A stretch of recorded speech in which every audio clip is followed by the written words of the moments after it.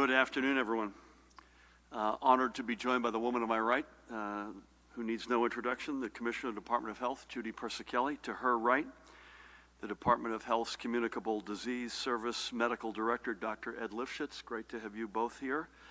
The guy to my left, who needs no introduction, the Superintendent of the State Police, Colonel Pat Callahan. Likewise, Pat. Director of the Office of Homeland Security and Preparedness, Jared Maples, is with us. Chief Counsel Matt Plotkin will be joining us shortly. We're starting a bit later than usual, and again, I appreciate everyone's patience and willingness to bear with us.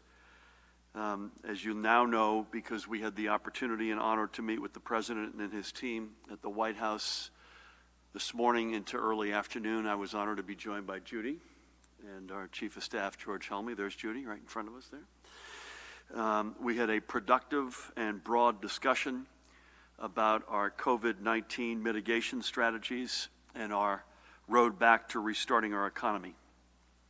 I thank the President and his team for the partnership that they've shown us throughout this emergency, from providing much-needed personal protective equipment for our frontline workers to equally vital ventilators, to FEMA's partnership in our drive-up testing sites at both Bergen Community College and the PNC Bank Arts Center, to the tremendous work of the U.S. Army Corps of Engineers in helping us build out our hospital capacity.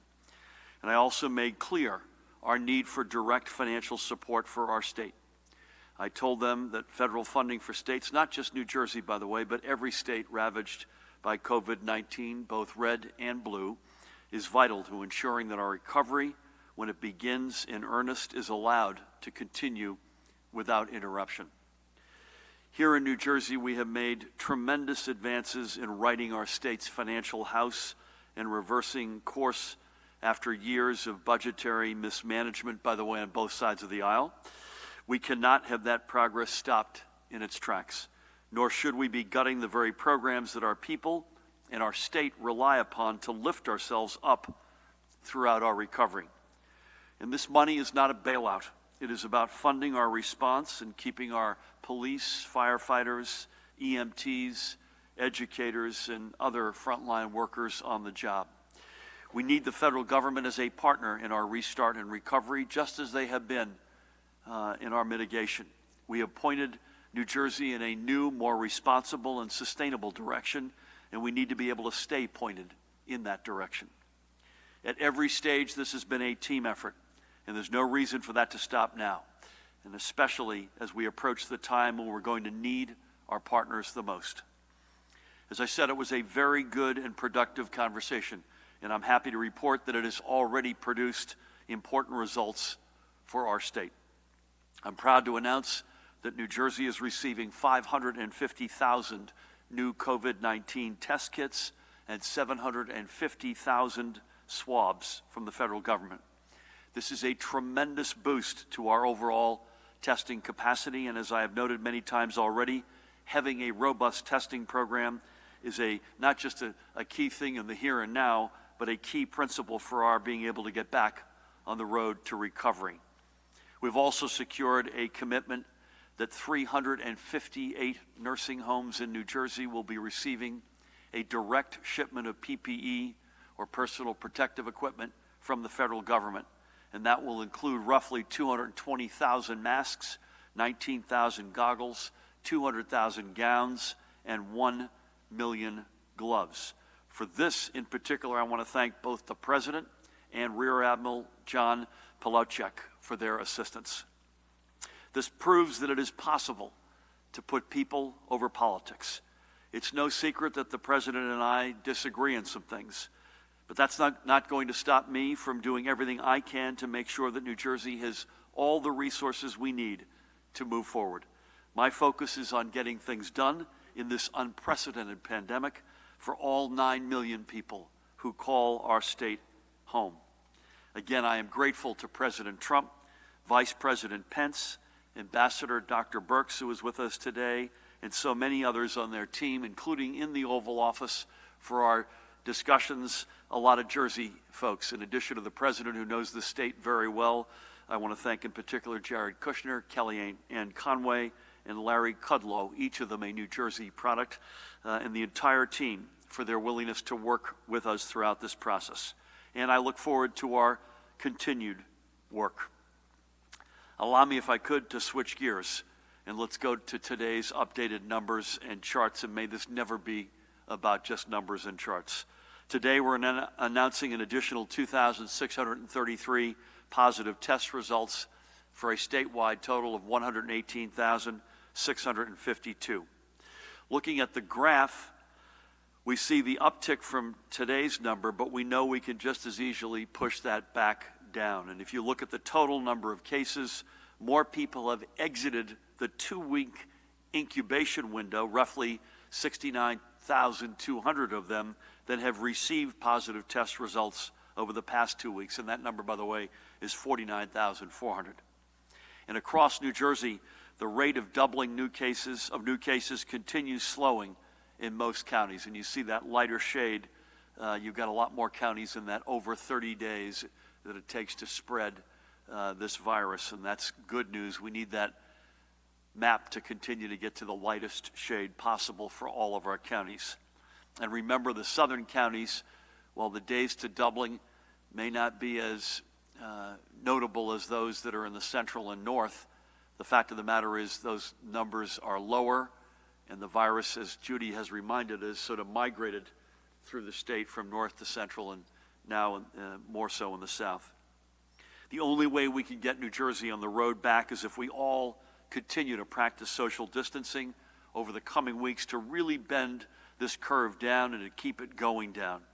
And let me be perfectly clear, this upcoming weekend with the reopening of our parks and golf courses will be a crucial test. And this is a test that we must pass. And we will be closely monitoring what happens at our parks and on our golf courses to ensure that we pass this test. As I said yesterday, we are placing tremendous trust in you to keep up with your social distancing. In fact, you have earned that trust. You've done an extraordinary job. But if we see this weekend what we saw that first weekend in April, I will not hesitate to reverse course and close our parks again. That will bring me no joy, by the way. Bring me absolutely no joy, but we'll have no choice. We must be focused. We know that the overwhelming majority of you have taken this to heart and have been doing the right things. Do not let a minority of knuckleheads ruin this. In our healthcare system, as of last night's reporting, as you can see, there were 6,137 patients hospitalized for COVID-19.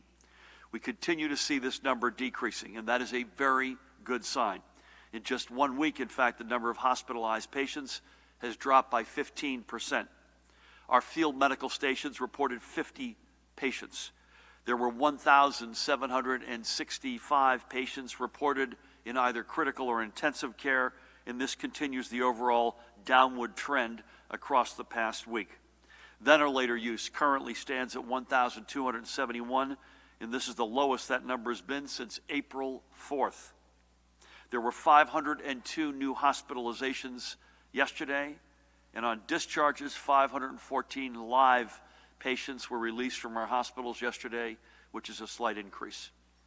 Again, these are real numbers showing real and so far positive trends. This data is a crucial measure of how we're doing in terms of both public health and healthcare readiness. If we continue to push the lines and those graphs downward, as we have been, and I say that because these lines don't go down on their own. They only go down when we keep doing what we, all 9 million of us, are doing.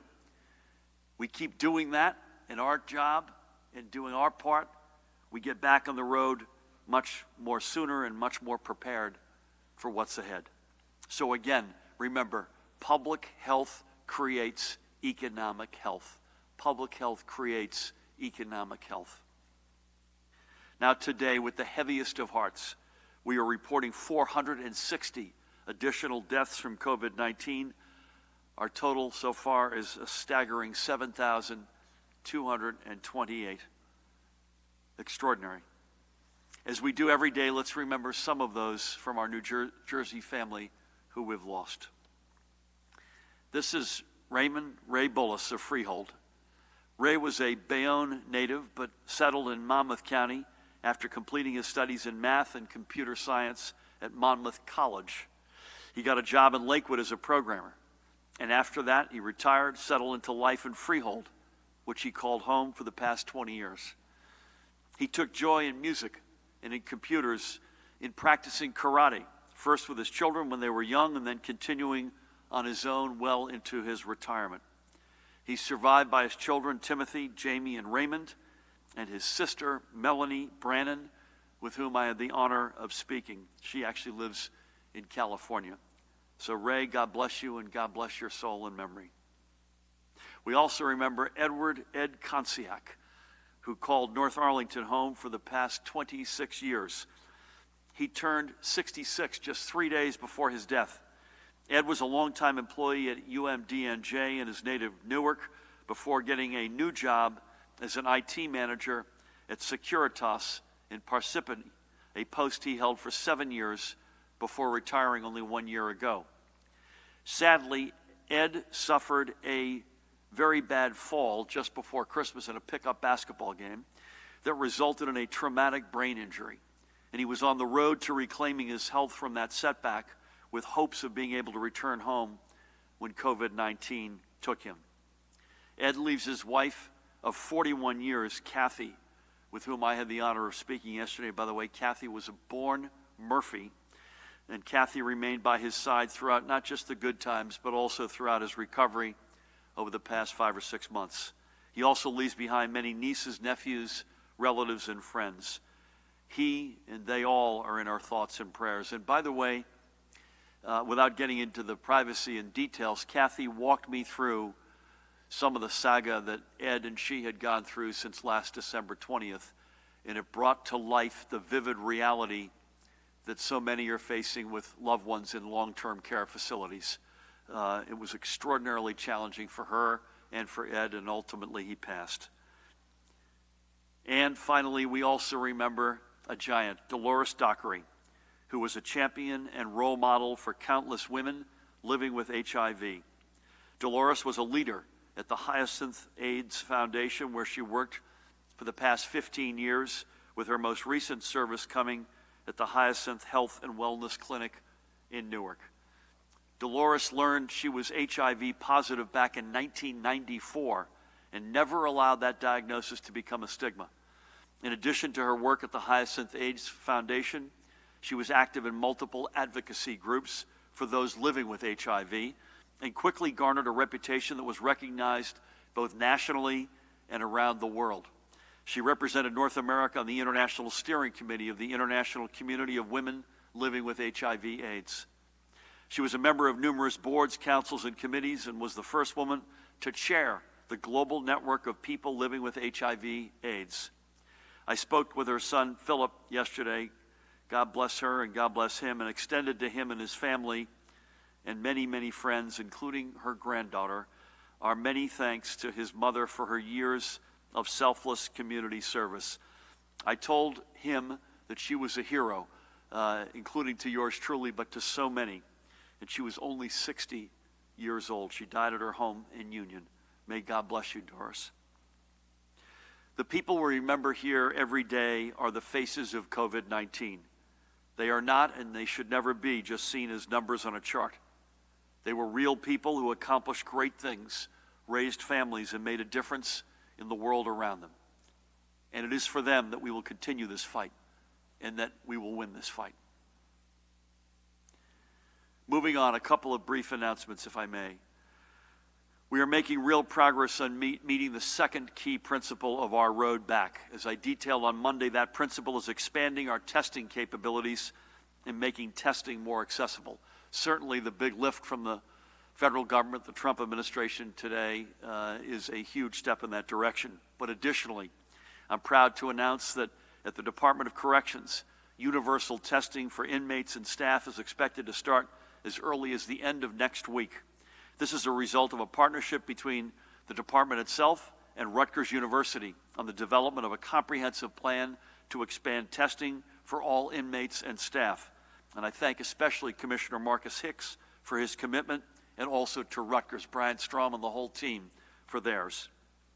Through Commissioner Hicks and his team, preparations have been made for the proper response to testing outcomes, and the overriding principle remains to protect people's health and allow for the necessary medical separation of those who do test positive while ensuring the safe operation, obviously, of our facilities. In addition to this expansion in testing, I'm pleased to also announce that the department will soon begin providing non-congregate shelter for its staff who have been exposed to COVID-19. And this is a necessary step as we continue our overall fight. Additionally, on testing, all NJ Transit employees will soon have access to COVID-19 testing at the American Dream site in East Rutherford, which has been serving our first responders and frontline healthcare workers.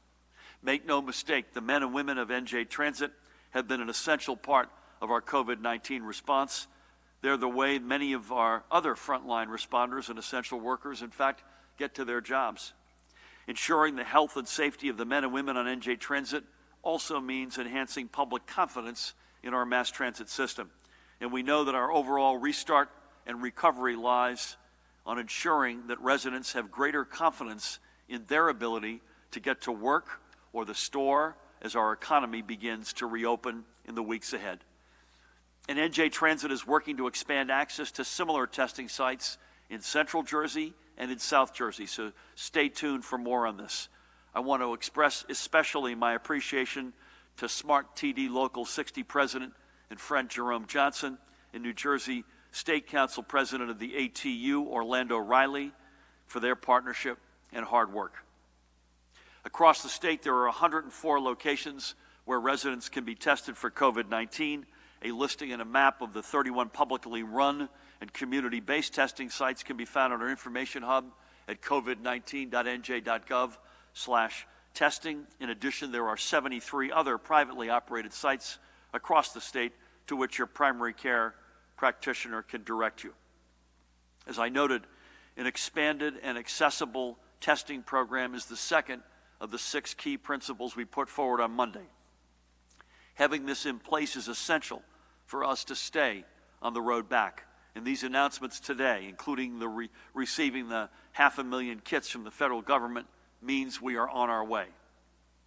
Now, before I hand things over to Judy, I want to continue our practice of giving some well-deserved shout-outs to those in our communities who are going above and beyond to help us through this emergency. First up are the members of the West Hampton Police Department in Burlington County. The police in West Hampton wanted to thank the many residents who have been adhering to social distancing and staying at home. So using donated funds over the weekend, they brought 275 pizzas and delivered them to houses across the township where families were doing the right thing to help stop the spread of COVID-19. And to supply the pizza, they relied on local pizzerias supporting the small businesses right in their own backyard. So, to Chief Stephen Ent and the entire West Hampton force, thank you for showing residents that staying home is its own reward. And New Jersey thanks you for your service. And I know that's a force that Pat knows well, and they deserve that shout out. And here's a story from Cresskill in Bergen County. EMT Sean Pandolfi and paramedic Joanne Piccanini recognized the challenges that many frontline healthcare workers faced in shopping for items for their own homes after their workday ended. So they formed Help Frontline Heroes, which is doing the shopping for them and delivering care packages with items like soap, hand sanitizer, and laundry detergent, along with some non-perishable foods to healthcare workers at their homes.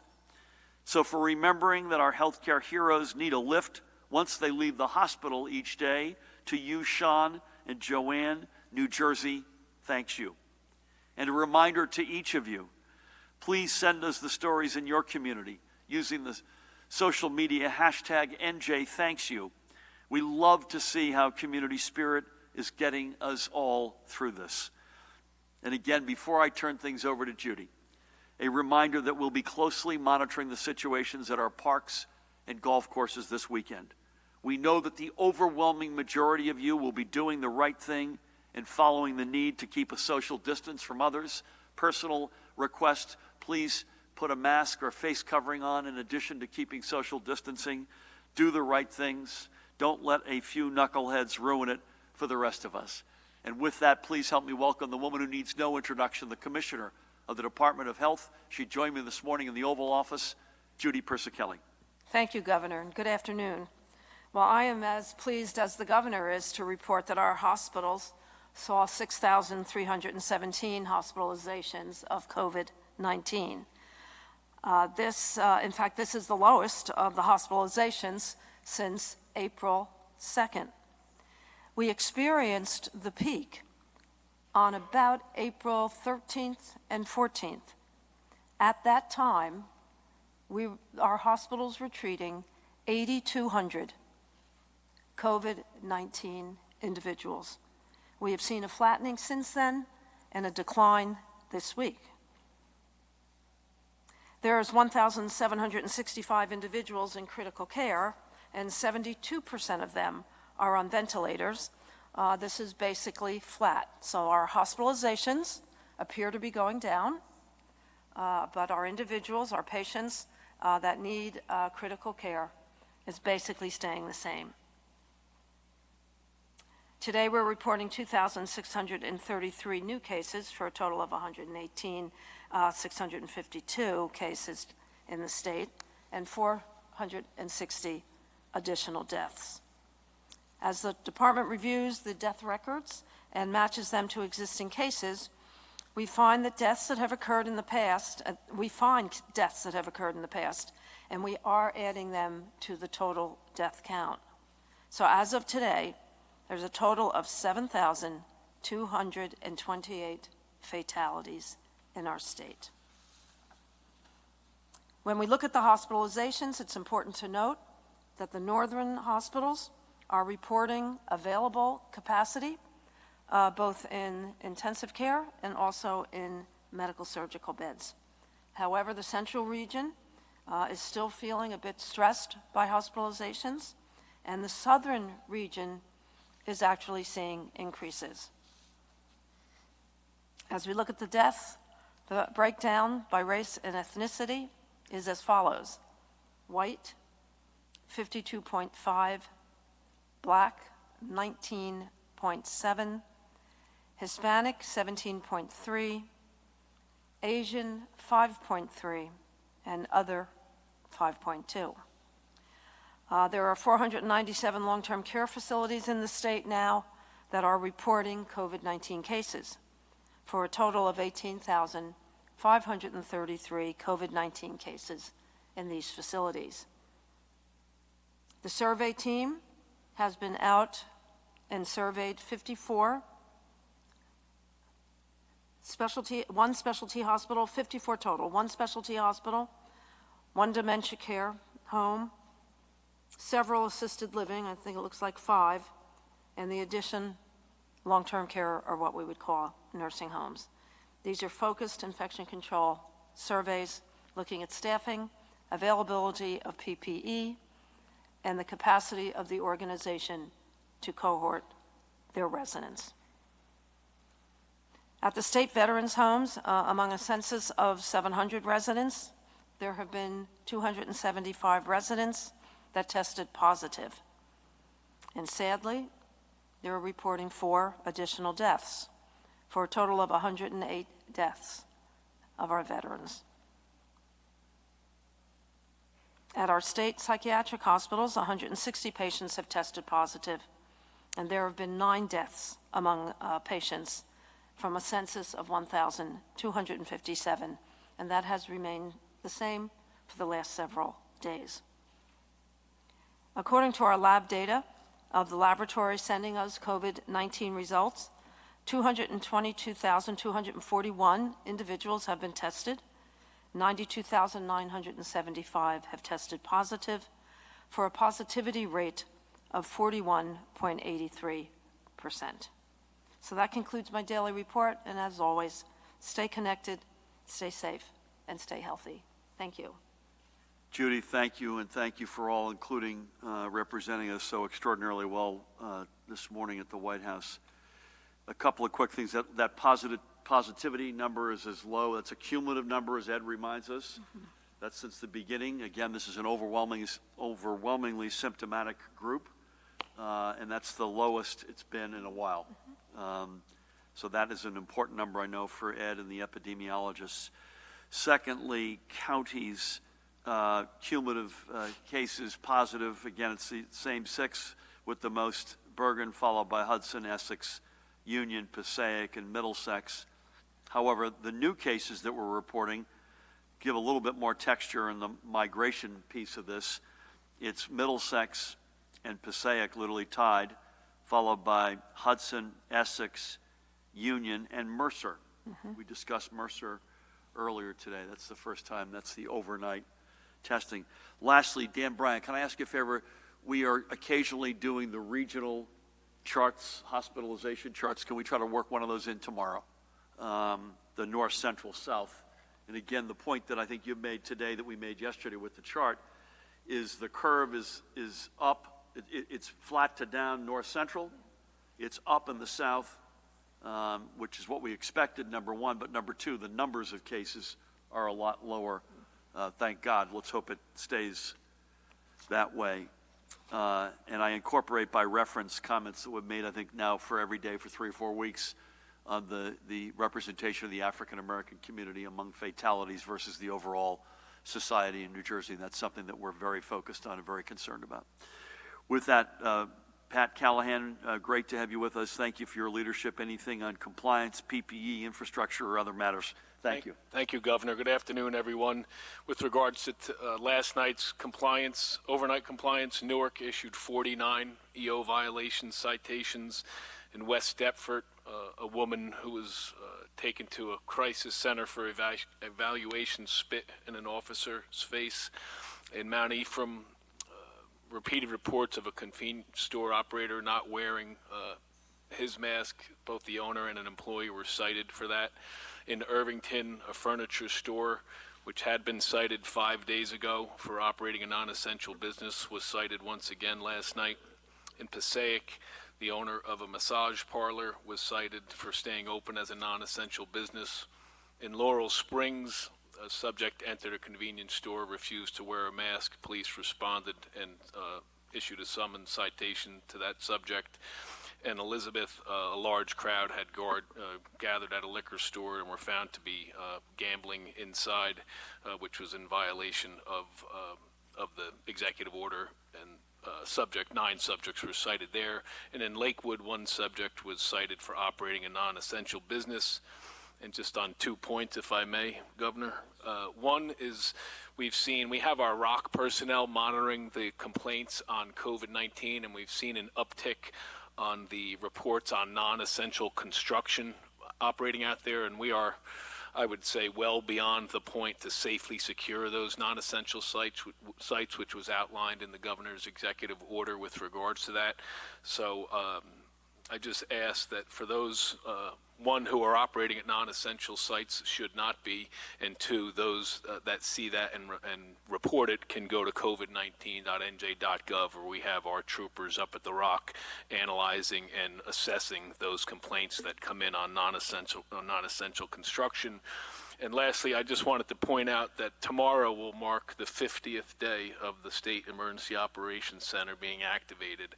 7 days a week, the men and women across federal, state, county, and municipal agencies dedicated solely to keeping the citizens in New Jersey safe.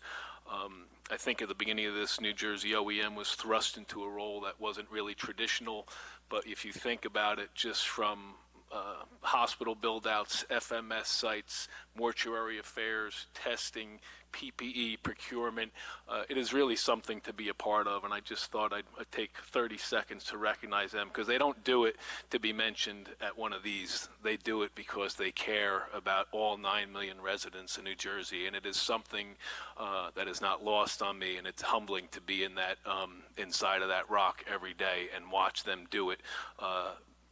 Right up to the 3, Norma, Celeste, and Lewis, who do the cleaning at the ROC 7 days a week. They are there before me and they leave after me, and they're keeping everybody who's involved in this response and recovery safe and healthy. And I just wanted to mention that, Governor. Pat, richly deserved. We're going to be over here, Matt. Richly deserved. A couple of quick things. We did a roll call an honor roll call of some of the communications and IT folks. Dan, we should at some point do a roll call of the state, federal, county, and municipal folks who are making the show go at the Rock, and it's all under your leadership, so hats off to you. Secondly, I don't think we've got a VTC on the books for tomorrow with the White House, to the best of my knowledge, unless Dan tells me otherwise. So I think we'll be together, unless you hear otherwise, tomorrow at 1 p.m. here and Saturday at 1 p.m. here. And so Dan is looking at his machine right now to confirm that. Something tells me I got that wrong, unless you hear otherwise. We started late today. Tomorrow is a different time. 2:30, that's my bad.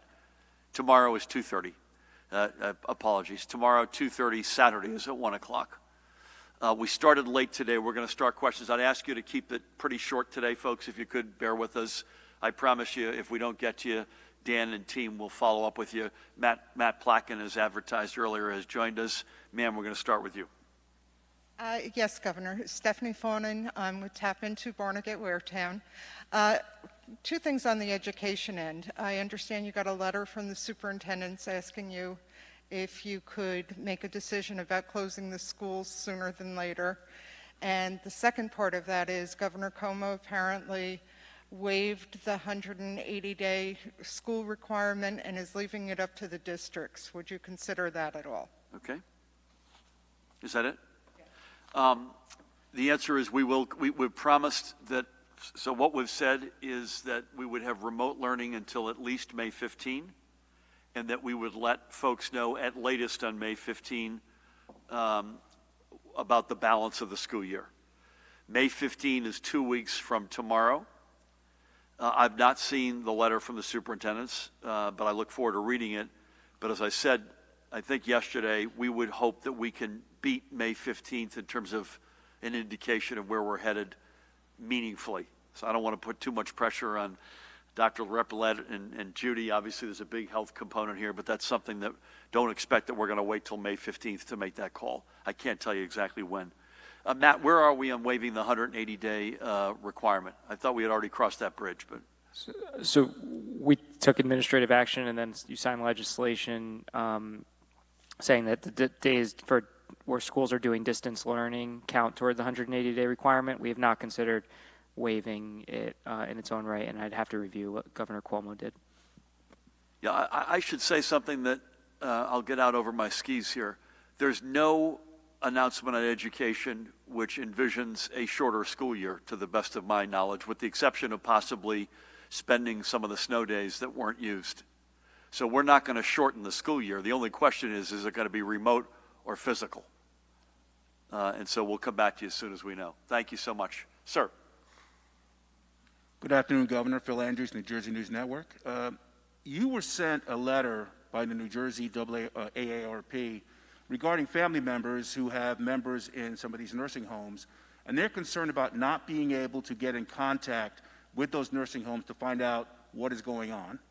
And the other question is about the Governor Cuomo today saying that he's going to go ahead and disinfect mass transit by shutting it down every day, every 24 hours, and they're going to close MTA from 1 to 5, shutting it down completely, and then letting anybody who's a frontline worker use free Uber. How does that compare to what you're doing here? Sorry, letting any frontline worker? So frontline workers, doctors, anybody that has to use the transit system to get to work. Right. It'll be shut down from 1 a.m. to 5 a.m. every day to be cleansed. He's offering, or the state of New York is offering, free Uber services. I was just wondering how his plan differs from the plan that you guys implemented with SEPTA when you guys decided to start disinfecting all that transit. I'll give some quick thoughts on each, and then I'm going to ask Judy to come in behind me on nursing homes, and maybe Matt, you may want to comment on NJ Transit.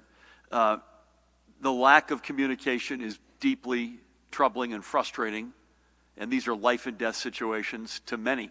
I don't want to get into the details of a situation I referenced earlier of a guy who's no longer with us, but a big part of the discussion I had about his situation, his past number of months, and again, in his situation, it wasn't COVID related, was ultimately that's what did kill him, but it was an enormous amount of frustration and anxiety about lack of communication.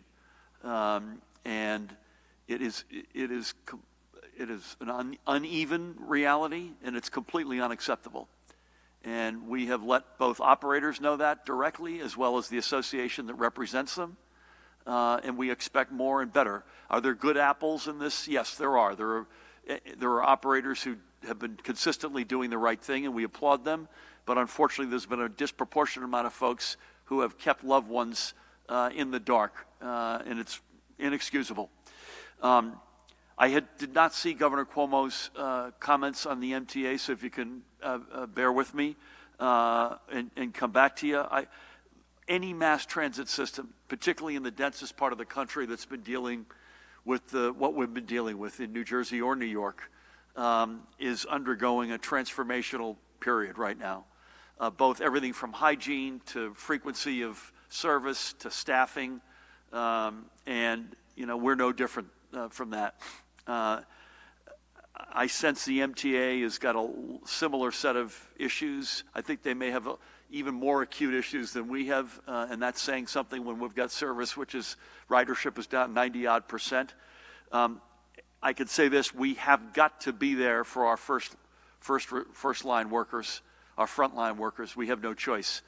Whether or not there's a better way to do that, that is outside of a rail car or a bus, I'm open-minded. I'm hoping, based on these curves, that we're getting slowly but surely to a better place so that the clock is ticking in a good sense. But I would also say this: that commission that we put together, on the list of where we're going to need some advice, is how to deal with mass transit as a general matter going forward. And how do you reintroduce that? On what basis? What capacities? What standards, et cetera? So forgive me for not having seen Governor Cuomo. I may want to come back to you. Dan will keep me honest. Any other comment on the nursing home front, Judy? Yeah, I just want to remind everyone that we have a complaint hotline at the Department of Health that is manned 24/7. So please use the hotline.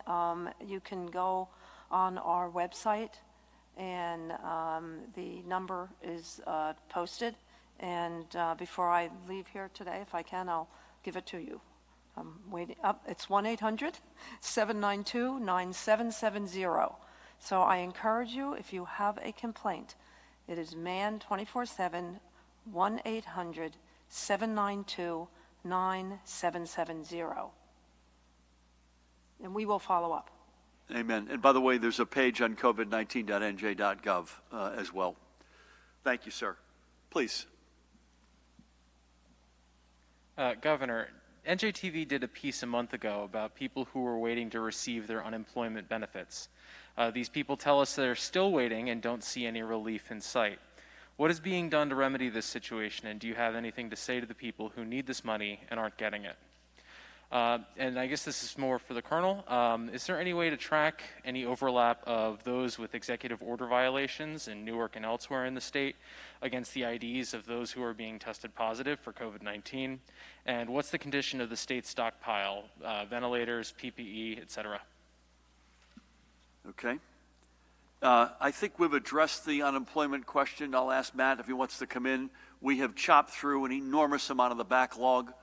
The big nut that we had yet been able to crack sufficiently were independent contractors, and we've gone to a better place within the past day or two. I would say to folks, continue, please. We know this is trying your patience, but please try to remain patient. And to repeat, you will not lose one penny of what's coming to you, including from the federal plus up of $600 a week. Again, deeply appreciate the frustration. I think we've made an enormous amount of progress. I don't have a number in terms of a backlog for you. Dan, we could get that, and Matt's going to weigh in. But also the fact that the independent contractor in particular was a group of folks that was, for particular reasons, a big challenge, and I think we've gotten to a better place. Matt, do you want to add anything to that? I just got the updated numbers from labor. As of April 25th, roughly 930,000 workers had filed for unemployment in New Jersey since the middle of March. This was many times exceeding the number of claims seen during Superstorm Sandy or the last recession. 622,000 are actively collecting unemployment. These claimants are receiving both the state unemployment benefits as well as the supplemental $600 weekly unemployment benefits through the CARES Act. Of the claims that are not yet processed, which we're just asked about, there's roughly 200,000. The majority are from the self-employed, gig workers, and others who are not eligible for regular unemployment, and the Labor Department is processing payments for the first groups of these workers on Friday. Just one other point, Gov. The department has already distributed $1.4 billion in unemployment benefits since the pandemic began. Thank you for that. Before Pat jumps in on both your overlap of executive orders and persons with positive tests, I would imagine that's going to be hard to square. But on the stockpile, this is something, either Pat's got it or we'll get it to you, but no, this is a movie, not a snapshot. So just what it looks like today is not going to have any semblance to what it may look like a week from now. I was just on a chain with a number of colleagues, for instance, trying to get 50 ventilators for ourselves, for our stockpile from Germany, literally an hour ago. So this is a moving target, just to say that up front. Please. Thank you, Governor. And I would agree. It is a daily algorithm that we run. We have a meeting every morning at 10 o'clock where we go through everything from the ventilators to the gowns to gloves to the masks. The gowns are giving us, I think I mentioned it last week, and we're still struggling to get gowns. We have an order in but hasn't been received yet. But it is a dynamic that changes. The 358 long-term care facilities that were supported by the Fed's shipment was huge. We also have to think about not only the now, but even into the fall if this comes back. So we're thinking strategically from a mitigation standpoint. How do we make sure that we have all that we need in our stockpile? So I'd say we were better off than we were a month ago, but it is a moving target, as the governor said. And with regards to the EO violations, overlaying that with positive tests, I think it's going to be a question that the Attorney General's office would have to weigh in on. I do know that we were able to get the information with regard to positive patients into our computer-aided dispatch systems. So if a firehouse or if a law enforcement was being sent to a house, it was at least flagged for the public safety telecommunicator to say, hey, trooper, just so you know, that residence is shown in the system to have a positive patient. Certainly taking under consideration privacy and HIPAA is, again, it's that balance of public safety and public health. But I think with technology we could do it. Violations with that, I think it becomes more of a legal question, and I don't know if Matt's went to law school and I didn't. Pat and I stayed at a Holiday Inn Express last night, so we're confident in our legal assessments. I think the lights got changed today. Maybe it's me, but something's going on with the light stand. I'm not sure what's.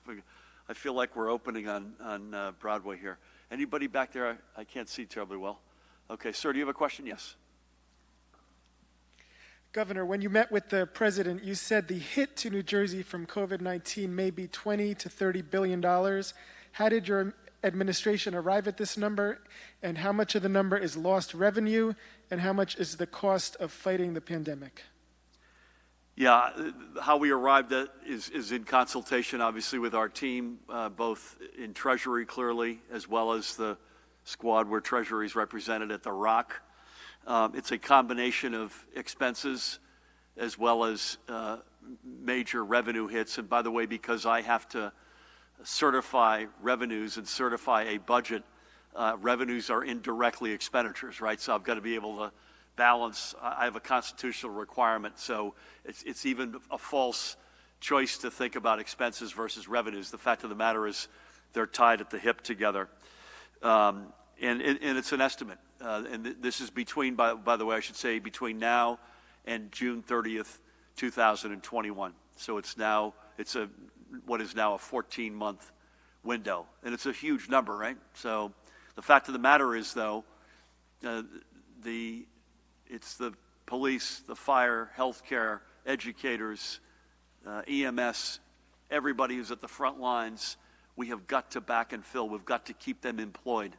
And the alternative is unthinkable, particularly in what is the largest and most profound healthcare crisis in our country's history, in addition to our states. So we'll keep you, as we can fine tune that, we will. We give a range because we would be irresponsible otherwise to give a point estimate because it's just impossible to know. Matt, anything you want to add to that? Are you good? Okay, he's good. Thank you, sir. Elise, please. Good afternoon. Good afternoon. What's behind this abrupt jump in deaths? How many of the deaths reported today were the result of a reconciliation on the part of an extended care facility? Also, when do you expect the swabs and test kits to arrive? I'm assuming that the test kits are complete, but what about the swabs? Are the reagents on hand to use them? The arrival of the test kits and the swabs are imminent, or is imminent. So that's happening as we speak in terms of getting to where they need to get to. I believe this is a full package, right? So I think the answer is yes, it includes everything, but if I'm mistaken on that, allow me to come back to you. Judy, any comment on the or Ed, that this is I just by giving the number earlier didn't give the proper context that, as you rightfully point out, this is the single biggest day that we've had. And again, we've said this before. This isn't everyone who's passed since we were last together in this hall. This is a multi-day reality, but it is a very sobering number. Ed, do you want to jump in? Thank you. And I want to say just a few things about the deaths overall. And the first is that, remember, this is a very backward-looking indicator, meaning if everything goes as smoothly as it can from the time that somebody's actually infected until we would know and confirm that person as having died is going to be a matter of a couple to 3 weeks, no matter what. Specifically, as far as what you're asking about today, a lot of this jump is going back and being able to essentially correlate between different databases and enter it into the systems. So I don't have the exact breakdown in front of me as to how many actually passed away in the last couple of days compared to a further time ago. However, a significant number of those people did. So today was an unusual jump due to essentially catching up with some of that data that's coming in. It's also, at least, an unusual jump for this time of the week. So you've heard us say before that Sunday, Mondays tend to be lower numbers, and then they get caught up on Tuesday. It's particularly sobering that this is now Thursday and that's happening. We'll come back to you if there's any incompleteness. Dan, help me out on what we need in terms of raw material, but assume, unless you hear otherwise from us, we now have what we need. Exactly how that gets deployed, stay close on that front. The plan is imminently being developed. Let's stay in the back and then we'll come down front, please. Hey, Governor, it's Mike Catalini from the Mike, AP. I didn't recognize you. How are you? Good, sir, thanks. I just wanted to ask, so the 550,000 test kits and the 750,000 swabs, is that part of how you will be able to double the testing in the state? And also, was there anything that you asked the president where he just said, no, I'm sorry, I can't do that? And then finally, on your commandeering executive order, can you say whether that power has been used at all, and if so, specifically on what, and the details about what has been commandeered and when? Thanks. Mike, sorry, the question on the 550,000, the 750,000 again was what? Yeah. Well, is that how you're going to get to doubling the tests? Sorry. Yeah. Is that the yes. how? So our objective is to at least double testing capacity and capabilities by the end of May, and this is a huge step in that direction, yes. There are other steps being pursued. I mentioned Rutgers earlier in Department of Corrections, but this is a huge element of our strategy. To the very best of my knowledge and recollection, including today, nothing that we have raised with the president personally or with his team has been outright heck no.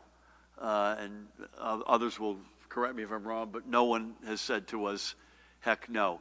Now, we had a good discussion, including historical, where we are and where we want to be in terms of our finances, but it was a very constructive discussion.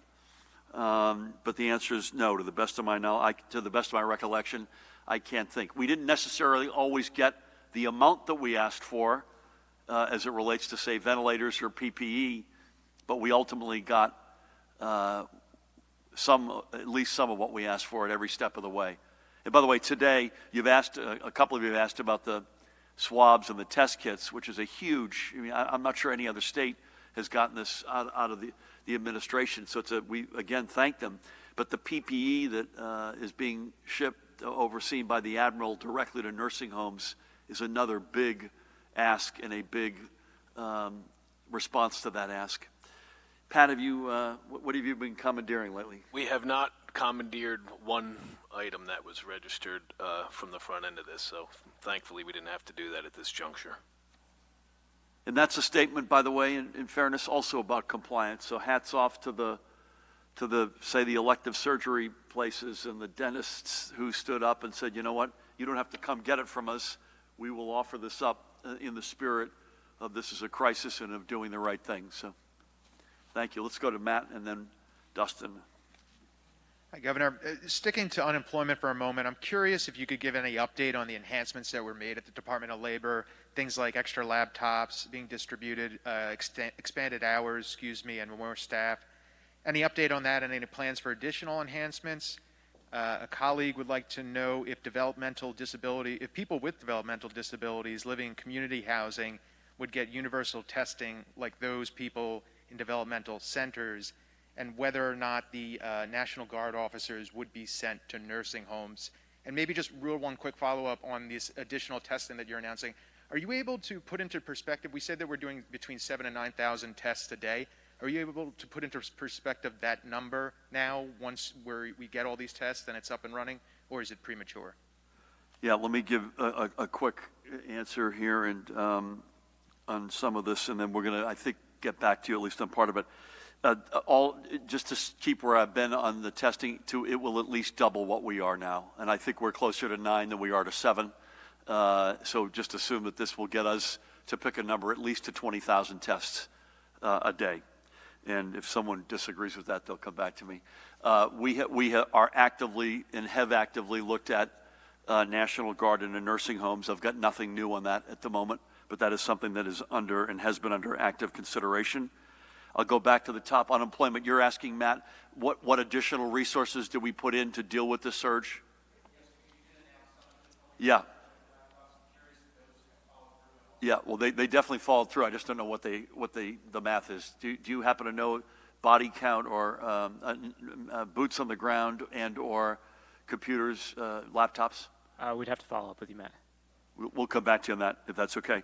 And then, Judy, the developmental disabilities question that Matt asked. Yeah, my understanding is we're going to do universal testing, not only in the homes, but in any of the congregate living or group homes.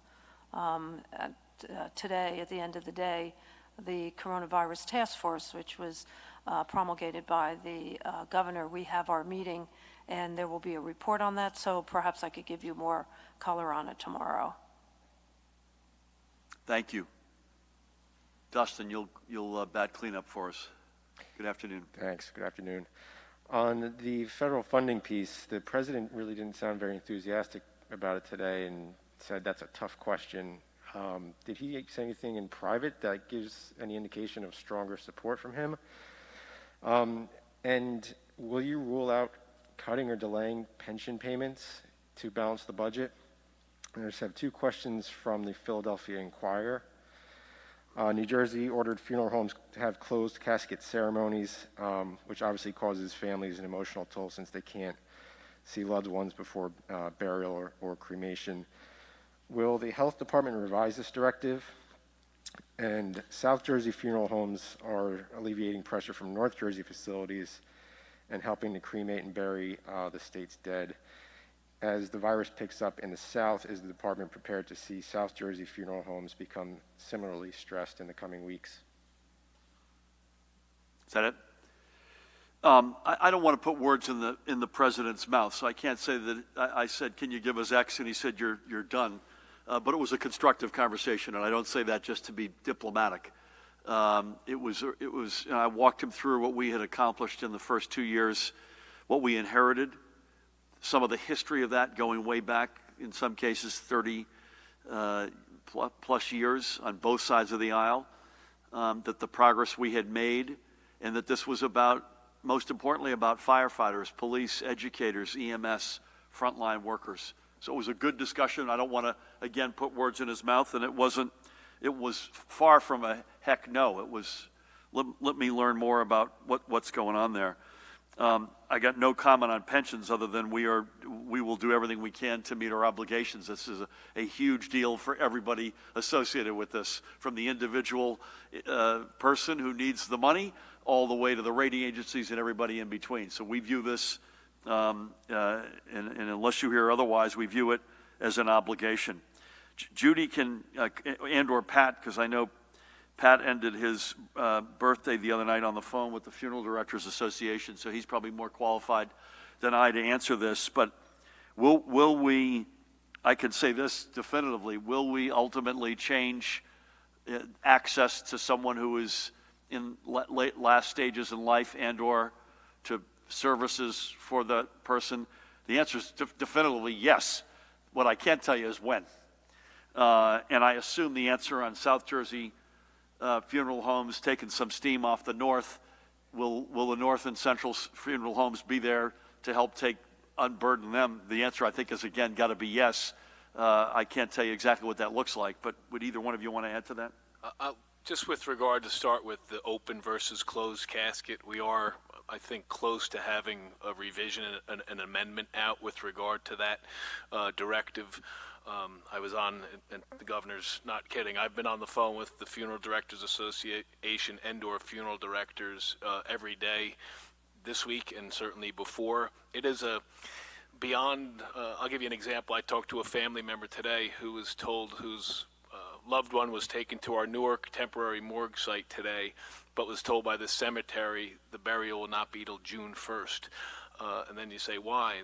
The one thing we're also struggling with is the concrete vaults that are used for the caskets when you bury are in short order too. So add it to the list of things that are in short demand. So we're actively researching how to alleviate that too. So I believe the directive is going to be amended, and again, the funeral directors, I do anticipate as this kind of cascades south that you will see a greater stress in South Jersey funeral homes. Pat, thank you for that. I'm going to mask up here as we get ready to go.